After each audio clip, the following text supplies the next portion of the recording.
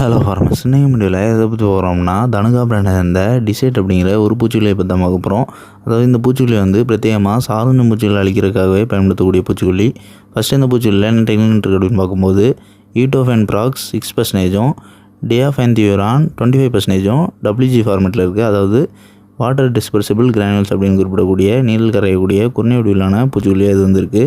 Next இதை பயன்படுத்த மூலமா என்னென்ன சாதாரண பூச்சிகளை அழிக்கலாம் அப்படின்னு பார்க்கும்போது ஏபிட்ஸ்ன்னு குறிப்பிடக்கூடிய அஸ்வினி பூச்சி தாக்குதலாக இருக்கட்டும், இல்லைனா த்ரிப்ஸ்ன்னு குறிப்பிடக்கூடிய வால்பேன்கள் தாக்குதலாக இருக்கட்டும், இல்லைனா ஒயிட் ஃப்ளைஸ்ன்னு குறிப்பிடக்கூடிய வெள்ளை ஈக்கள் தாக்குதலாக இருக்கட்டும், இல்லைனா ஜாசிட்ஸ் அப்படின்னு குறிப்பிடக்கூடிய இலைத்தத்து பூச்சிகள் தாக்குதலாக இருக்கட்டும், இந்த 4 வகையான சாதாரண பூச்சிகளை அழிக்கிறதுக்கு பிரத்யேகமாக நம்ம இந்த டிசைட் பூச்சிகளை பயன்படுத்தலாம்.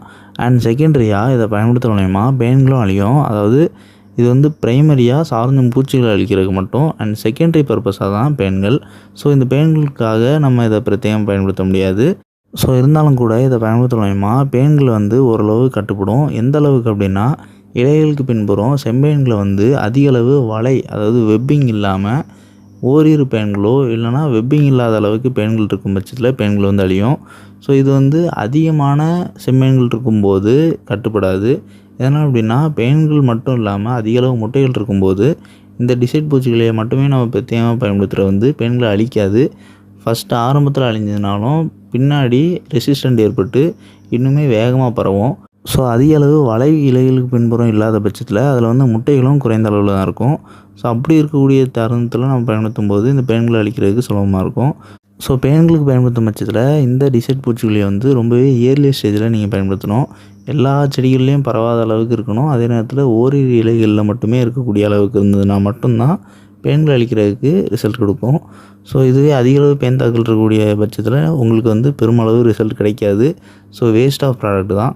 ஸோ அதுக்கு வந்து நீங்கள் வேறு ஏதாவது பூச்சிக்கொல்லி ஒபரானோ இல்லைனா ஓமைட்டோ ஃபோஸ்ட்ரோ பயன்படுத்துங்க. நெக்ஸ்ட் இந்த பூச்சிக்கொல்லியோட டோசேஜ்னு பார்க்கும்போது 1 லிட்டர் தண்ணிக்கு 2.5 கிராம் அப்படிங்கிற அளவில் நீங்கள் பயன்படுத்தலாம். ஸோ இந்த அளவில் பயன்படுத்தினாலே போதுமானதாக இருக்கும். இதுக்கான மேக்ஸிமம் ரிசல்ட் வந்து உங்களோட பயிர்களுக்கு தென்படும். அண்ட் இதை வந்து சாதாரண பூச்சிகள்னு பார்க்கும்போது பொதுவாக கத்திரி, வெண்டை, பருத்தி போன்ற பயிர்களில் அதிக அளவு சாதாரண பூச்சி தாக்குதல் ஏற்படும். அண்ட் பூவை பயிர்னு பார்க்கும்போது மல்லிகையில் அதிகமான சாதாரண பூச்சி தாக்குதல் ஏற்படும். அண்ட் ரோஸ்லேயுமே ஏற்படும். ஸோ இந்த மாதிரி பூவை பயிர்கள்லையும் சரி, எந்த ஒரு காய்கறி பயிர்கள்லையும் சரி, எந்த ஒரு பழ வகை பயிர்களையும் சரி, எல்லா வகையான பயிர்களுக்குமே நீங்கள் வந்து இந்த சாதாரண பூச்சிகளை கட்டுப்படுத்துறதுக்கும் ஆரம்ப நிலையில் பரவலில் இருக்கக்கூடிய செம்மீன்களை அழிக்கிறதுக்கும் நீங்கள் இந்த டிசைட் பூச்சிகளை பயன்படுத்தலாம். அண்ட் நெக்ஸ்ட் இதோட கம்பேட்டபிலிட்டின்னு பார்க்கும்போது இந்த டிசைட் பூச்சிகளை வந்து நம்ம மற்ற இந்த ஒரு பூச்சிகளில் கூடயும் சரி, பூஞ்சான கொல்லிகள் கூடயும் சரி, நொன்று சத்து மருந்து கூடயும் சரி சேர்த்து பயன்படுத்தலாம்.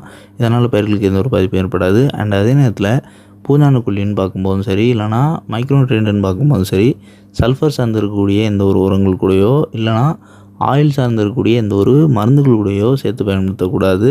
அண்ட் அதே நேரத்தில் இந்த பூச்சிகளை நீங்கள் பயன்படுத்தும் பட்சத்தில் மேக்ஸிமமாக 2 பூச்சிக்கொல்லி மட்டும் பயன்படுத்துகிறது நல்லது. ஸோ 3 பூச்சிக்கொல்லிகள் ஒரே டேங்க் மிக்ஸில் நீங்கள் கலந்து பயன்படுத்தும் போது இலைகளில் ஃபைட்டோடாக்சிட்டி ஏற்படுவதற்கான வாய்ப்புகள் இருக்குது. ஸோ இலைகள் கருகுவதற்கான வாய்ப்புகள் அதிகமாக இருக்குது. ஸோ முடிஞ்ச அளவு நீங்கள் வந்து இந்த பூச்சிகளை பயன்படுத்தும் போது தனித்து பயன்படுத்த பாருங்கள். ஸோ அப்படி இல்லை அப்படின்னா தேவைப்படும் பட்சத்தில் ஒரு பூச்சிக்கொல்லியோ இல்லைனா 2 பூச்சிக்கொல்லியோ நீங்கள் கலந்துக்கலாம். ஸோ அதற்கு மேலே இன்னொரு பூச்சிக்கொல்லி கலக்கிறது வந்து பயிரை சேதப்படுத்துறதுக்கான வாய்ப்புகள் அதிகமாக இருக்குது. நெக்ஸ்ட் இதோட ஸ்ப்ரேயிங் இன்டர்வல்னு பார்க்கும்போது உங்களோட பயிர்களில் சாதாரண பூச்சிகள் அதிக அளவு தொடர்ச்சியாக ஏற்படும் பட்சத்தில் நீங்கள் வந்து ரொட்டேஷனில் பயன்படுத்தினாலும் சரி, இல்லைனா ரெசிஸ்டண்ட் ஏற்படுறதுக்கு முன்னாடி வர தொடர்ச்சியாக இதே பூச்சிக்கொல்லியை பயன்படுத்தினாலும் சரி, அதிகபட்சமாக 5 நாட்கள் இடைவெளியில் பயன்படுத்தலாம். அதாவது சாதாரண பூச்சிகள் அதிக அளவு தொடர்ச்சியாக ஏற்படும் பயிர்களுக்கு. ஸோ இது நீங்கள் ப்ரிவென்டிவ் மெஷராக சாதாரண பூச்சிகள் ஓரிரு பூச்சி ஏற்படும் போதோ இல்லைனா ஏற்படுறதுக்கு முன்னாடியும் நீங்கள் வந்து பயன்படுத்தணும் அப்படின்னு நினைக்கிறீங்க அப்படின்னா 7 நாட்களுக்கு ஒரு முறையோ இல்லைனா 10 நாட்களுக்கு ஒரு முறையோ தொடர்ச்சியாக பயன்படுத்தலாம். இதனால் உங்களோட பயிர்களுக்கு எந்த ஒரு பாதிப்பும் ஏற்படாது. அண்ட் நம்ம குறிப்பிட்டக்கூடிய பயிர்களுக்கு மட்டும் இல்லாமல் எல்லா வகையான பயிர்களுக்குமே இந்த பூச்சிகளை வந்து நம்ம பயன்படுத்தலாம். நம்ம குறிப்பிட்டிருக்கக்கூடிய 4 வகையான சாதாரண பூச்சிகள் அழிக்கிறதுக்கும் அண்ட் செம்மீன் தாக்குதல் ஆரம்ப நிலை பரவலில் இருக்கும்போது அழிக்கிறதுக்கும் இந்த பூச்சிக்கொல்லி ரொம்பவே சிறப்பாக உதவும். நெக்ஸ்ட் இதோட அப்ராக்சிமேட்டான ப்ரைஸ்ன்னு பார்க்கும்போது 1/4 கிலோ வந்து 750 ரூபாயிலேருந்து 900 ரூபாய்க்குள்ளான விலையிலையும், 1/2 கிலோ வந்து 1450 ரூபாயிலேருந்து 1600 ரூபாய்க்குள்ளான விலையிலையும், 1 கிலோ வந்து 1850 ரூபாயிலேருந்து 3000 ரூபாய்க்குள்ளான விலையிலையும் ஸ்டோர் அவைலபிளாக இருக்குது. ஸோ இதோட ப்ரைஸ் வந்து ரொம்பவே அதிகம். ஸோ அதுக்கான ரிசல்ட் வந்து உங்களோட பயிர்களுக்கு கிடைக்கும். பட் இருந்தாலும் நீங்கள் வந்து பயன்படுத்தக்கூடியது அந்தந்த சாதாரண பூச்சிகளுக்காக மட்டுமே பயன்படுத்தும் போது இன்னுமே நல்ல ரிசல்ட் கிடைக்கும். ஸோ இந்த பூச்சிக்கொல்லி வந்து புழுக்களுக்கு பயன்படுத்தக்கூடிய பூச்சிக்கொல்லியோ இல்லைனா பிரத்யேகமாக பேன்களுக்கு பயன்படுத்தக்கூடிய பூச்சிக்கொல்லியோ கிடையாது. ஸோ அதை வந்து மைண்டில் வச்சுக்கணும். 4 சாதாரண பூச்சிகள் அழிக்கிறதுக்காக பயன்படுத்தக்கூடிய பூச்சிக்கொல்லி தான் இது.